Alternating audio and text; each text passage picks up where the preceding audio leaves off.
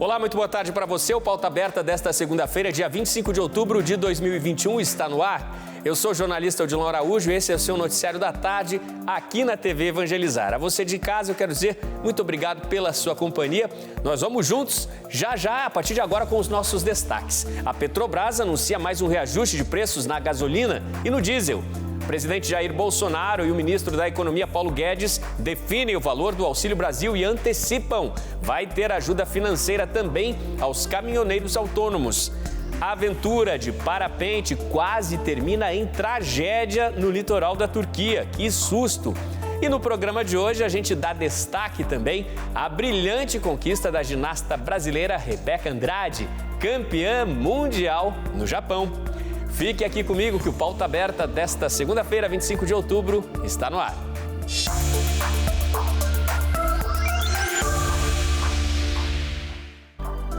E a gente começa no programa de hoje, infelizmente, com uma notícia que dói muito no bolso do consumidor brasileiro. A Petrobras anunciou agora há pouco, no fim da manhã desta segunda-feira, mais um reajuste nos preços da gasolina e do diesel.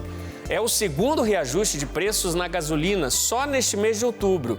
E a Petrobras informou também que os novos preços já estarão em vigor a partir de amanhã nas distribuidoras. Com este anúncio, o preço médio de venda da gasolina nas refinarias passa de R$ 2,98 para R$ 13,19 o litro, 7,04% de alta. E o aumento no diesel passa de R$ 3,06 para R$ 3,34 o litro, uma alta de 9,15%. O último reajuste do diesel tinha sido no dia 28 de setembro. Ficou muito difícil, para o consumidor, como é que fecha o mês aí sem entrar no vermelho, Muito caro o preço dos combustíveis em geral e mais este aumento. Está confirmado, vai ser de R$ 400 por mês o Auxílio Brasil, que será pago a aproximadamente 17 milhões de famílias até dezembro do ano que vem. O valor foi informado pelo presidente da República e pelo ministro da Economia. Os dois também apresentaram um novo nome de peso na equipe econômica e garantiram ajuda financeira aos caminhoneiros autônomos. O Auxílio Brasil será de R$ 400 até dezembro de 2022. O novo programa vai atender a cerca de 17 milhões de famílias, 4 milhões a mais do que o Bolsa Família. Nós íamos dar o dinheiro para a Bolsa, de repente caiu o meteoro, que era o precatório, fazer a PEC do precatório é devolver o dinheiro para o espaço fiscal para a área social. Fizemos isso quando o presidente pediu para atender R$ 100 a mais, 400 em vez de 300. Vamos buscar, então, esse espaço extra. Ora, do ponto de vista fiscal, não altera os fundamentos fiscais da economia brasileira. O ministro da Economia também confirmou mudanças na equipe econômica. Sai Bruno Funchal, o secretário especial de Tesouro e Orçamento, e entra Esteves Colnago, que foi ministro do Planejamento no governo Temer. Colnago terá liberdade para escolher quem vai assumir a Secretaria do Tesouro Nacional no lugar de Jefferson Bittencourt, que pediu demissão. Diante do crescimento da inflação e da alta dos preços do diesel, o presidente Jair Bolsonaro defendeu apoio aos mais vulneráveis e aos caminhoneiros. Tem uma massa de pessoas que são os mais necessitados. E hoje em dia, em torno de 16 milhões de pessoas que estão no Bolsa Família, cujo ticket médio está na casa de R$ 192, e a gente vê esse valor como realmente insuficiente para o mínimo. E o caminhoneiro que transporta a carga pelo Brasil merece ter uma atenção da nossa parte. Foi decidido, então, um auxílio aos mesmos, que ficará menos de 4 bilhões por ano, também previsto no orçamento. E o projeto de lei que prevê a garantia desses recursos já foi encaminhado para o Congresso Nacional. A tarefa será garantir créditos aí no valor de 9 bilhões e 300 milhões de reais. É preciso fazer um remanejamento de valores do Bolsa Família para o novo programa para o Auxílio Brasil. E diversas capitais anunciaram a retomada das aulas presenciais na rede municipal de ensino. Em algumas dessas cidades, o retorno é obrigatório a partir desta segunda-feira aos alunos. Após quase 2 anos de suspensão das aulas presenciais na rede municipal por conta da pandemia da Covid-19 e com a aceleração das vacinas, diversas capitais já anunciaram a retomada das aulas presenciais para esta semana.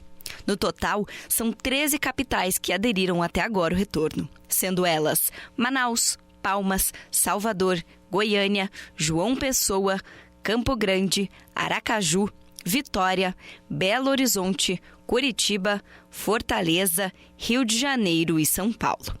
Nas 2 últimas capitais, o retorno foi marcado para esta segunda-feira, dia 25 de outubro. Em São Paulo, também foi anunciado o fim do rodízio dos estudantes e do distanciamento social que era exigido.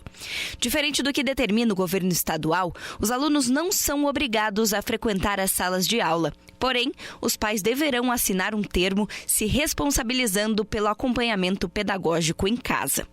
Também anunciaram que 19 escolas estão com problemas físicos e, por este motivo, o atendimento continua online. Manaus, Fortaleza, Palmas e Salvador determinaram a volta obrigatória dos alunos.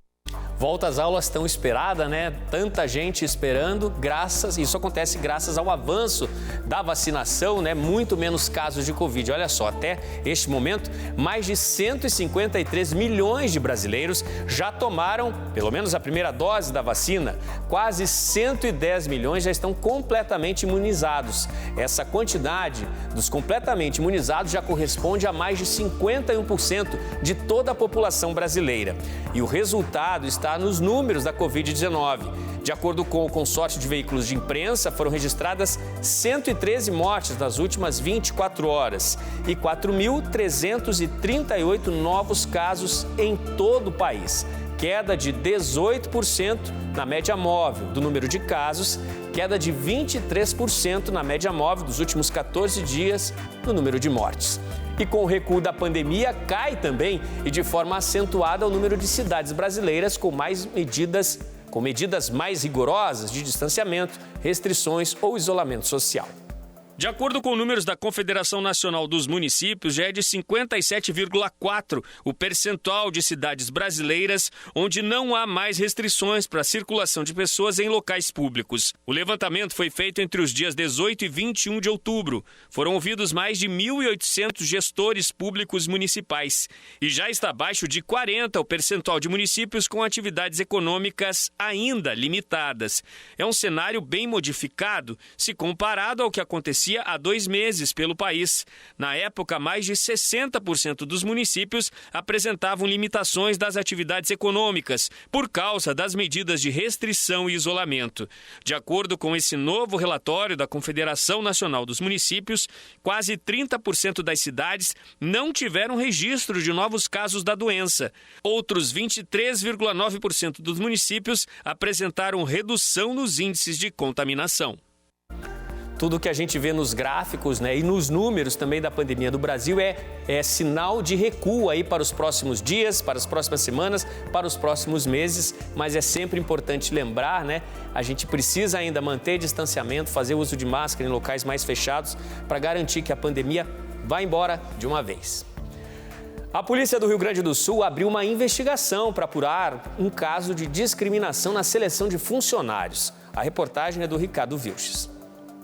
O áudio que vamos exibir agora circulou em grupos de WhatsApp do Rio Grande do Sul, mas a repercussão maior aconteceu quando foi postado em vários perfis do LinkedIn, a rede social usada por quem busca oportunidades de emprego no Brasil todo. A gravação foi atribuída a uma chefe de recursos humanos de uma rede de farmácias do Rio Grande do Sul. A mensagem traz orientações da matriz com recomendações para as filiais na hora de contratar novos funcionários. Uma observação, já estou ligando para as lojas para liberar as vagas para esse mês ainda. Porém, vocês sabem que feio e bonito é o mesmo preço, né, gente? Então, vamos cuidar muito nas nossas contratações. Pessoas muito tatuadas, vocês sabem que a empresa não gosta. A questão piercing na língua, no nariz, na testa, não pode, a gente lida com saúde, né? Pessoas muito gordas, vocês sabem que. Então, assim, cuidem as aparências. Se pegar alguém de com todo respeito, viado e tudo mais, tem que ser uma pessoa alinhada, que não vire a mão, desmunheque, fale, Então vamos cuidar as equipes que a gente vai pegar. Vamos pegar gente com aparência boa, com disposição, com vontade, porque assim, tem muita gente boa disponível no mercado, tá? Então, não esqueçam, feio e bonito, a gente vai pagar o mesmo preço. Então vamos pegar os bonitos, A rede de farmácias citadas como responsável pela mensagem reagiu indignada com o que foi divulgado até agora. Em nota, informou que a gravação é mentirosa e que não partiu de funcionários da rede esse tipo de mensagem. Disse mais, que isso foi feito para prejudicar a imagem da rede com os clientes. Pelo sim, pelo não, a polícia abriu investigação. Está sendo feita essa investigação, Fato é que esse áudio que vazou aí, vindo teoricamente dessa rede de farmácias, que isso acaba de ser negado aí, isso causou indignação aí nas redes sociais, muitas e muitas manifestações. Vamos para o intervalo então, gente? A seguir, a gente mostra para você o mapa da desigualdade social no Brasil, com destaque para o que está acontecendo na maior cidade do país.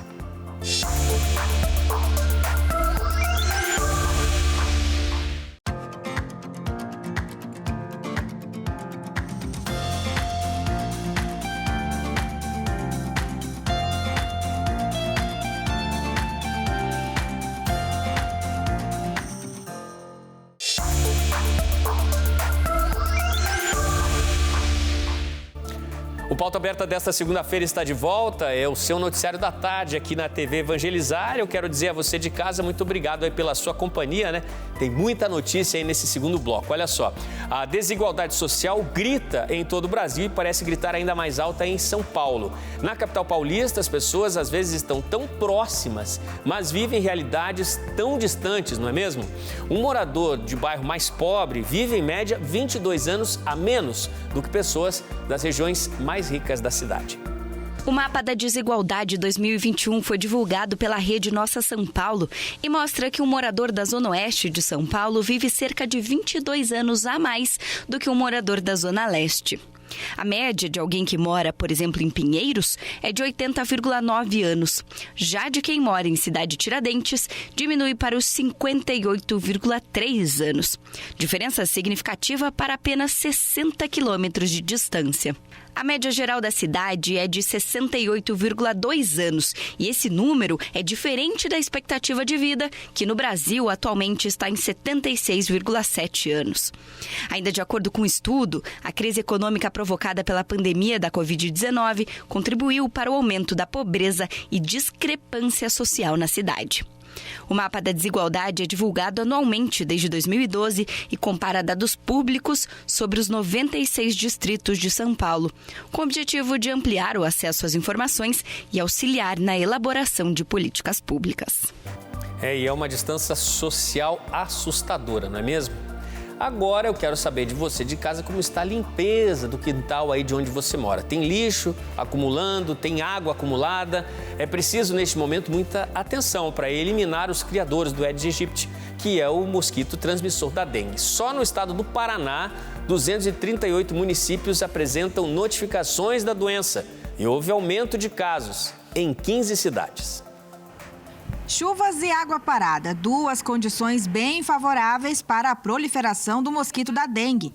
A partir de dezembro e até fevereiro, será o período em que os cuidados precisam ser redobrados. E é nessa época que começam a aumentar os casos, principalmente por causa das chuvas, o calor, é quando as larvas acabam se desenvolvendo e os mosquitos acabam transmitindo a doença. É um momento que a gente tem que tomar mais cuidado. De acordo com o último boletim epidemiológico estadual, 15 municípios registraram um aumento no número de casos. Em Foz do Iguaçu, foram novos 14 casos registrados. Em Maringá, 3 e na capital Curitiba, 2 casos. Existem ainda outros 1.532 em investigação e 238 municípios registraram notificações de dengue. Os dados são do 9º Informe Epidemiológico do Estado, que são divulgados semanalmente pela Secretaria de Estado da Saúde. Nós temos intensificado as ações, especialmente nas UBSs, ou nas áreas das UBSs com maiores índices, né, para reduzir o número de casos e impedir surtos que ocorram. Impedindo surtos, a gente consegue impedir um número maior de casos na nossa cidade. Mesmo que neste momento os números não sejam alarmantes, é preciso que a população esteja sempre atenta aos cuidados. A gente tem que verificar as nossas residências, nossos quintais, o telhado das residências, calha e outros locais onde pode acumular água semanalmente. Fazendo uma avaliação semanal na nossa residência, a gente consegue evitar o desenvolvimento das larvas, né? E assim impedir a transmissão da dengue para nós, para a nossa família e para os nossos vizinhos. É isso, um alerta muito importante, né? Porque depende de cada um de nós manter a limpeza aí e garantir o combate a esse mosquito que transmite essa doença tão preocupante que é a dengue. Eu quero trazer agora para você uma imagem que viralizou nas redes sociais, gente. É a imagem de uma briga que aconteceu numa praia do Rio de Janeiro. No meio da briga, um homem, talvez para se defender, decidiu usar um jacaré. É isso mesmo. E na briga e discussão, segurando o jacaré, que é pequeno, pelo pescoço, esse homem vai para cima do rapaz, esse que está sem camisa, e também de um homem do Corpo de Bombeiros. Só para aumentar a confusão, o cachorro, que parece ser do rapaz sem camisa envolvido na briga, não para de latir, aparentemente muito nervoso com a presença do jacaré. Que situação inusitada, essa confusão na praia durante o dia, e à luz do dia, né, no Rio de Janeiro. Confusão mesmo. Vamos agora às notícias internacionais. E o Domingo de Sol foi marcado por um grande susto na Turquia. Por pouco, a aventura divertida por lá não terminou em tragédia. Olha só. A imagem é de prender a respiração. Dois parapentes se enroscam no ar, ficam engatados, com pouca sustentação e giram. Por sorte, os dois aventureiros estavam sobre o mar e mesmo sem o controle dos equipamentos que os sustentavam, após cair na água, eles sofreram apenas ferimentos leves. O flagrante do acidente foi gravado por quem acompanhava o Festival Internacional de Jogos Aéreos, na belíssima Uludeniz, banhada pelos mares Mediterrâneo e Egeu, no litoral da Turquia, a 800 quilômetros de Istambul, que é a maior e mais conhecida cidade turca. Uludeniz é também chamada de Lagoa Azul e um famoso destino turístico da Turquia. Que praia mais linda, pessoal! Olha isso! No festival realizado no fim de semana, que é uma tradição da região, 2.000 parapentes e também atletas de wingsuit de 60 países estiveram reunidos. Muitos deles flagraram estes segundos de perigo, de desespero no céu. Que susto, né, na Turquia? Eu quero até chamar as imagens mais uma vez lá da Turquia, porque é um lugar espetacular na costa da Turquia, mar Mediterrâneo, mar Egeu. E neste fim de semana, onde aconteceu esse encontro aí de aventuras aéreas, também ocorreu um outro acidente. Esse não foi registrado, mas aconteceu um acidente com uma mulher que caiu de parapente também no mar. Ela foi resgatada pela guarda costeira, né? Foi mais um susto durante o fim de semana na Turquia, mas ela, graças a Deus, passa bem também, não foi nada tão grave assim. Nosso assunto agora é a tragédia que aconteceu nos Estados Unidos na gravação do filme Rust, que envolveu o astro Alec Baldwin. O diretor do filme, que ficou ferido, Joel Souza, de 48 anos, disse à polícia em depoimento que Baldwin disparou a arma quando fazia o ensaio de uma das cenas, cena que ele carregava a arma, né? E que não há gravações dessa tragédia, mas ele ajudou a explicar como estavam as pessoas posicionadas, né, no momento desse ensaio antes das gravações. No ensaio, a diretora de fotografia Halyna Hutchins, de 42 anos, acabou sendo baleada e morreu. No depoimento é destacado também que Alec Baldwin tinha recebido a informação de que a arma não estava carregada. O jornal Los Angeles Times dá um outro alerta e explica em suas páginas que há 2 semanas o dublê de Alec Baldwin também havia recebido uma arma que estaria pronta para a cena. Ele havia recebido essa informação, mas essa arma também estaria carregada de acordo com o jornal de Los Angeles, o Los Angeles Times. Felizmente, no episódio com o dublê, naquele momento, né, não houve feridos, apesar dos disparos que teriam acontecido. E no nosso quadro sobre saúde, vamos continuar falando sobre sinusite. Neste episódio, você vai entender o que provoca crises da doença e formas de tratamento, prevenção. Veja só. No primeiro episódio dessa série sobre sinusites, você sofre com sinusite? Muitos pacientes vêm na consulta online por telemedicina, consulta presencial, reclamando: doutor Paulo, não aguento minha sinusite. Sempre me ataca, muda o clima, muda o tempo, tem uma exposição a algum cheiro forte, dá dor de cabeça, eu preciso de um antibiótico, me ajude sobre isso. Nesse episódio, eu vou falar para você o que provoca você ter episódios de sinusite. Lembre, dificilmente você vai ter sinusite. É mais fácil você ter episódios de sinusite. Tá? Então, um dos motivos para ter sinusites é você ter um excesso de produção de secreção. Como acontece isso? Com sintomas de rinite. Se você tem sintoma de rinite, que é coriza, espirro, coceira e o nariz entupido, você vai produzir mais secreção e, consequentemente, vai produzir secreção e a secreção vai ter chance de ficar mais tempo parada aqui.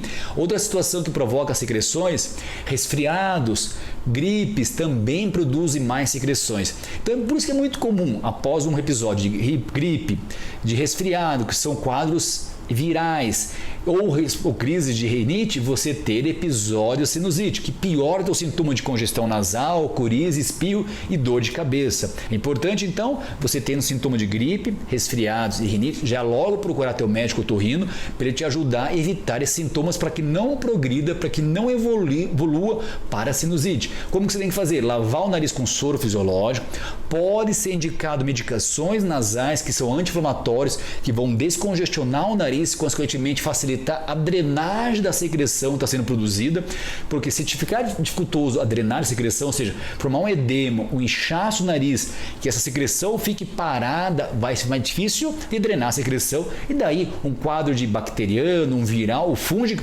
pode infeccionar essa secreção e provocar sinusites bacterianas, virais ou fúngicas. Sim, então é importante lavar o nariz com soro, usar medicações anti-inflamatórias nasais, não usar aquelas gotinhas, tá? Aqueles descongestionantes nasais, eles viciam, daí você não vai ter uma melhora, você vai ter uma piora do teu quadro. Outra situação que favorece você ter a sinusite é o desvio de septo nasal. Septo é um osso, um cartilagem que divide um lado do outro nariz. Se esse osso estiver torto para um lado, consequentemente vai ter dificuldade da drenagem da secreção que é acumulada, principalmente em episódios o quê? De gripe, resfriados e crise de rinite. Então, se você tiver sintomas de rinite controlados ou não controlados e tiver o desvio, aquele lado que está desviado pode provocar mais sintomas de sinusite. Então vale a pena o quê? Você fazer uma cirurgia para colocar esse osso no lugar. E pode ter outra causa também, é você ter acúmulos de a famosa carne esponjosa, que são os cornetos aumentados. Então levanta o nariz aqui, ó. Veja uma carninha de um lado e de outro. Se ela tiver aumentado de tamanho, geralmente por episódios de rinite, vai diminuir a drenagem da secreção. Pessoal, esse é o episódio de hoje. No terceiro episódio, vou contar para vocês se toda sinusite é bacteriana, ou seja, precisa de antibiótico. Vocês vão ver que não precisa. Vou contar para vocês no próximo episódio. Te espero semana que vem. Um abraço. É isso aí, Dr. Paulo Mendes, com informações muito importantes, né? É que a gente pode aí se prevenir para evitar a sinusite. Vamos falar de ginástica agora, pessoal. A ginasta brasileira Rebeca Andrade está voltando do Japão e vem trazendo na bagagem uma conquista valiosa que deixa o nome dela ainda mais forte na história desse esporte tão bonito, tão apaixonante e que vem ficando a cada dia mais popular no país, que é a ginástica. No último fim de semana, ela brilhou mais uma vez no Oriente. Olha só. Rebeca Andrade continua fazendo história.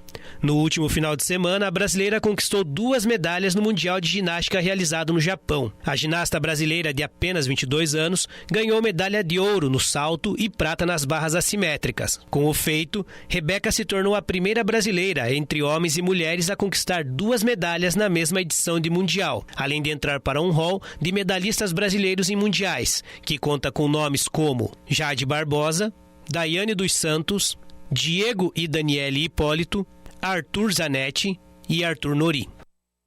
Conquista brilhante da Rebeca. O Pauta Aberta hoje está se despedindo e hoje a gente vai embora com as lindas imagens da jovem Rebeca Andrade no Japão, onde mais uma vez ela esbanjou talento, força e toda alegria, né? Características tão marcantes na Rebeca que certamente ajudaram a conquistar ajudaram muito nessa conquista do título mundial no salto e que impulsionaram a nossa brasileira para outra medalha de prata também nas barras assimétricas. Tchau, pessoal. A gente se vê amanhã aqui no Pauta Aberta.